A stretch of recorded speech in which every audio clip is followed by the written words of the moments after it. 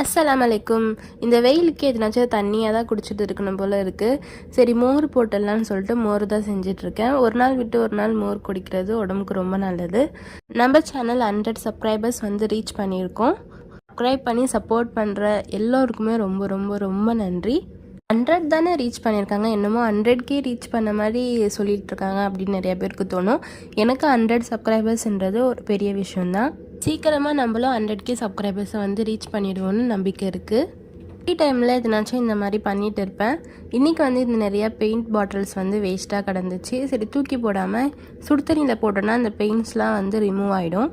அதுக்கப்புறம் இந்த spring light வந்து லைட் எரியாமல் வேஸ்ட்டாக தான் கிடந்துச்சு. அந்த லைட்ஸில் இருக்க ஒயரை யூஸ் பண்ணி தான் ரெடி பண்ணியிருந்தேன்.